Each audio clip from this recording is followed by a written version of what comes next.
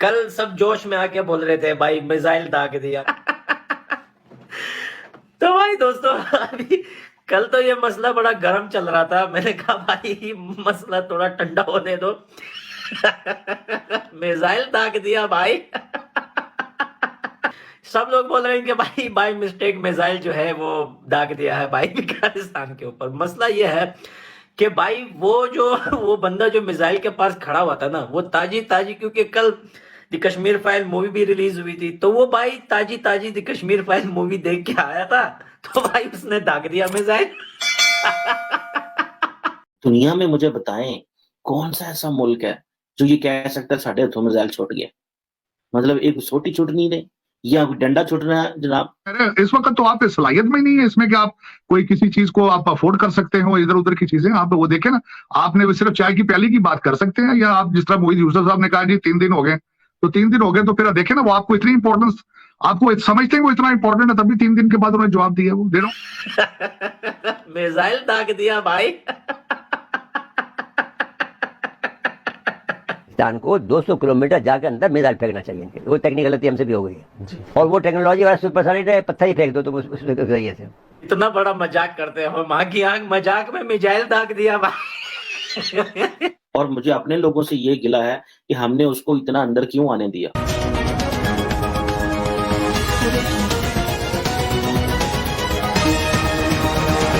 कोई ड्रोन आएगा तो मैं एयरफोर्स से कहूंगा उसको मार गिराए। मेरे दौर हुकूमत में मैं देखूंगा कौन ड्रोन फेंकता है। मिसाइल आया तो वो चुप, अभी तक कोई उन्होंने कुछ स्टेटमेंट जारी नहीं। मुझे ये एक कहते हैं कि एजाज हासिल है कि वो जो पूरा ड्रामा एक कैंपेन चलाई गई 2 दिन टीवी के ऊपर उस मिसाइल के बारे में, पहले तो शुक्रिया अदा करते रहे कि शुक्र है जी हादसे नहीं हुई, पहले तो यही नहीं बताते थे ये थी क्या चीज क्या ये। अरे इस वक्त तो आप सलाहियत में नहीं है इसमें कि आप कोई किसी चीज को आप अफोर्ड कर सकते हो। इधर उधर की चीजें आप वो देखें ना, आपने सिर्फ चाय की प्याली की बात कर सकते हैं, या आप जिस तरह मोहित यूसुफ साहब ने कहा जी 3 दिन हो गए, तो 3 दिन हो गए, तो फिर देखें ना वो आपको इतनी इंपॉर्टेंस, आपको समझते हैं वो इतना इंपॉर्टेंट है, तभी 3 दिन के बाद उन्होंने जवाब दिया वो they don't take you serious. Matter fact असल में सबसे बड़ी बात यह है कि they have calculated you, they know exactly how you operate and how you do and what kind of challenges you are facing. You are very calculated by not only by India, by every other part of the world. Matter of fact, आपने अपने आप को इतना open छोड़ दिया है, आपने अपने आप को इतना आपने अपने रिलेशनशिप को सिर्फ डॉलर के साथ और करप्शन के साथ अटैच कर दिया है, and the world is watching it complete. आजकल हमारी जो पाकिस्तानी सियासत है वो तो मछली बकरा मंडी बन चुकी है, फिश मार्केट है। उसके जो 10 जोक, बल्कि मैं कहूंगा कि ये नहीं है कि इवेंट्स हैं, जोक्स हैं, तो एक दुनिया के लिए भी मजाक और अपने अवाम के लिए भी मजाक, और पॉलिटिकल इमेच्योरिटी की एक्सट्रीम। मैं पहले भी हमेशा ये कहता था कि ये इनको ग्रो करना चाहिए, इनको देखना चाहिए कि दूसरी दुनिया कहाँ जा रही है, हम कहाँ जा रहे हैं। मैं शायद कई दफा आपके सेगमेंट में भी कह चुका हूं कि यहां तक कि जावेद चौधरी साहब ने आर्टिकल लिख दिया इस पे कि काश हम बांग्लादेशी होते। तो वो बस अब वो ये कसर यही रह गई थी जो आजकल चल रही है। आखिरी जो आजकल जो पॉलिटिकल यहाँ पे जो कुश्ती हो रही है, उसकी आखिरी स्टेटमेंट में ये कहूंगा कि जो बिल्कुल इमेच्योर स्टेटमेंट है, खान साहब ने कहा कि अगर तहरीके अदब एतमाद नाकाम हो गई तो फिर मैं किसी को भी नहीं छोड़ूंगा। आपके क्या ख्याल में जमहूरियत में इस तरह के अल्फाज इस्तेमाल किए जा सकते हैं?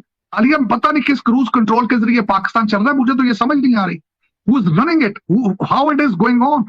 मेरा कोई चीज, कहते कल ऊंट तेरी कौन सी कल सीधी, मैं तो परेशान होता रहता हूँ चीजें देख देख। वक्त आ गया है, फैसला कुन मरहला आ गया आपके पास। दिस इज द टाइम 2022 में हमें कश्मीर को आज़ाद कराना। जो हमने टारगेट दिया है हम इस पर अमल करें। आप हाफिज सईद पर पाबंदी उठाएं और दुनिया की किसी की परवाह न करें। अगर फर्ज लीजिए ज़िंदगी मौत का मामला है तो भी ये काम कर दें, कश्मीर पर कोई फैसला कुन मामला कर जाएं। दूसरी बात जो मैं कहना चाहता हूँ कि उन्होंने बदमाशी हमारे साथ ये की है कि इस दफ़ा उन्होंने पहले तो ये भेजते थे वो, तो इन्होंने मिसाइल भेजा है और वो भी सुपरसोनिक भेजा है जी, हमें ये बताने के लिए कि हमारे पास सुपरसोनिक है और हमारा हम भट्टा बिठा देंगे। अब उन्होंने पहली दफ़ा ये बात की है कि अपनी गलती का एतराफ़ किया है और कहा है कि साहब ने गलती से कर दिया, गलती से मिसाइल नहीं छोड़े जाते। बच्चू तुम जैसे हमको बेवकूफ़ नहीं बना सकते हो, तो हम आपकी गलती को एक्सेप्ट नहीं करते। अगर हमारा वजारत खारजा या हमारे वजारत दफा इसको कबूल करती है तो हम इसे नाकबूल करते हैं कि आप अगर एटमी मुल्क, अगर एटम हम चल चाहता तो फिर क्या होता, तुम्हें हम छोड़ देते हैं। तो इस तरह की गलती जो करने का मतलब ये है कि तुम शरारत कर रहे हो। जिस तरह का तुम्हारा वज़ीर आज़म है, एक शरारती वज़ीर आज़म है, एक थर्ड क्लास चाय बनाने वाला वज़ीर आज़म है, उसको मालूम नहीं है कि एक एटमी ताकत क्या होती है, उसको ये मालूम नहीं है कि जवाबन एटमी ताकत क्या होती है, जो तुम्हारे ईंट सेठ बजा देगी, तुम्हारे जो जितने भी तुम्हारे सुरखाब के पर लगे हुए हैं, तुम जितने किस्म की हिंदुत्व की जो बातें कर रहे हो, सब हवा में उड़ जाएंगे। और मिसाइल कैसे भेजा आपने? ये आलमी बिरादरी का काम लेनी चाहिए सजा आप भाई पाकिस्तान के पास, इसके बाद पाकिस्तान को 200 किलोमीटर जाकर अंदर मिसाइल फेंकना चाहिए इनके। वो टेक्निकल गलती हमसे भी हो गई है जी, बिल्कुल ठीक, हमसे भी गलती हो गई। क्या हाँ, सुपरसोनिक इनके पास है तो उनको ये बता दें कि हमारे पास भी सुपरसोनिक है जी, और वो टेक्नोलॉजी वाला सुपरसोनिक है, पत्थर ही फेंक दो तुम उस जरिए से। एक बात याद रखो, कल सब जोश में आके बोल रहे थे भाई मिसाइल दाग दिया। तो भाई दोस्तों, अभी कल तो ये मसला बड़ा गर्म चल रहा था, मैंने कहा भाई मसला थोड़ा ठंडा होने दो। मिसाइल दाग दिया भाई।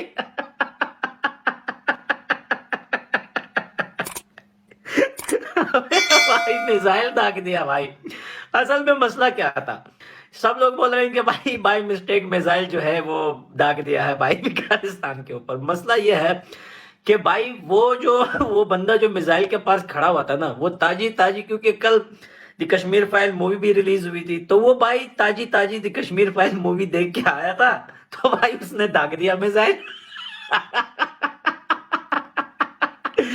मुझे अफगानिस्तान के एक दो बंदे मिले तो कहते हैं भाई ऊपर वाले का लाख शुक्र है। अरे मैंने कहा भाई किस बात का शुक्र, मिसाइल दागा है, कोई पिचकारी तोड़ी मारी है? तो कहते हैं अरे भाई मिसाइल तो खैर है, हमें लगा कि हमारे ऊपर हमला हो गया इंडिया से। मिसाइल कोई बात नहीं भाई, एक मिसाइल। अरे क्या करते हो यार, इतना बड़ा मजाक करते हो, माँ की आंख मजाक में मिसाइल दाग दिया भाई।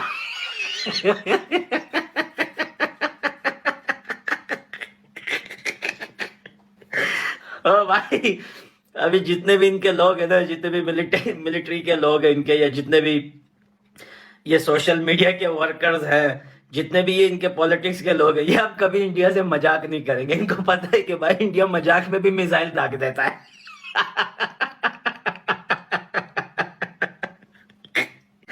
क्योंकि बचपन में जब दो बच्चों की लड़ाई होती तो कमजोर वाला बच्चा कहता था रुक मैं तुझे अभी बताता हूँ, मैं अभी अपने भाई अब्बू को बुला के लाता। और जो दूसरा बच्चा होता था तो वो तो रख के देता कान के नीचे, चल जा भाई जिसको बुला के लाना। और मैंने भाई इनके मिलिट्री की एक वीडियो देखी, तो वो बंदा कह रहा है इनके अफगानिस्तान के भारत की तरफ से एक बहुत स्पीड में एक बहुत सी एक चीज, एक अजीब सी चीज स्पीड में, शर्म आ, मिसाइल बोलते हुए शर्म आ रहा है थी बेटा, ये सिर्फ एक ट्रेलर था, अभी मूवी बाकी है, ये सिर्फ तुम लोगों को जगाने के लिए था।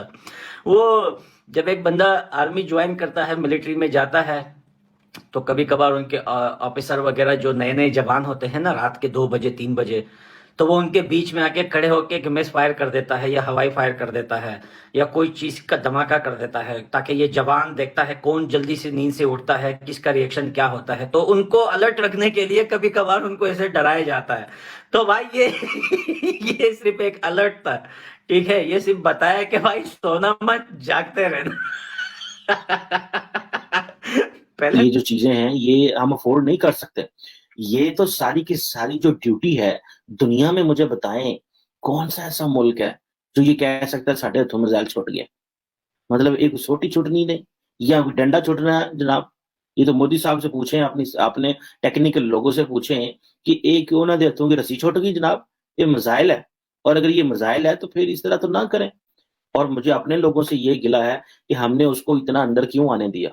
ये तो नहीं है कि चीज ऑब्जेक्ट पाकिस्तान में अननोन ऑब्जेक्ट आ गई है, आपको पता भी चल गया कि ये इस तरह की है, तो ਤੁਸੀਂ ਕਹਿੰਦੇ ਆਉਂਦੇ ਇਸ ਵੇਖਣ ਡੈ ਸੌਂਦੀ ਸੀ, ਕੋਈ ਵੇਖਣ ਡੈ ਸੌਂਦੀ ਸੀ ਕੀ ਹੁੰਦਾ, hit it, that is the job. The job is not to look at it and monitor it flight path. The job is to hit it.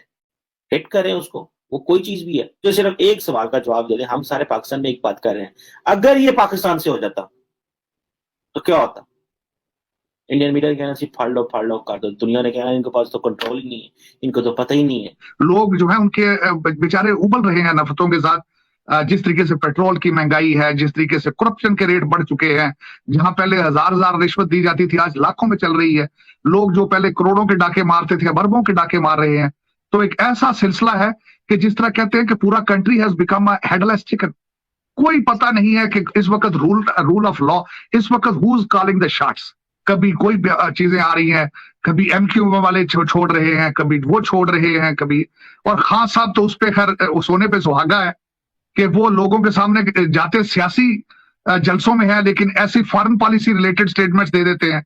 पिछले जलसे में उन्होंने जाके यूरोपियन यूनियन के एम्बेसडर की बात कर दी, बल्कि ऐसी इमेच्योर बात उन्होंने की उसमें कि आप इंडिया से क्यों नहीं पूछते। भाई हर चीज का कंपैरिजन आप इंडिया के साथ करते हो, वो उनके कस्टमर हैं, आप उनसे पैसे मांगते हो, आप फकीर हो, वो कस्टमर है। हर चीज का कंपैरिजन आप उनके साथ करते हो, किस तरीके से करते हो? उनका दुनिया में करप्शन पे 85 नंबर है, आपका 140 है। अब किस चीज का कंपैरिजन करते हो?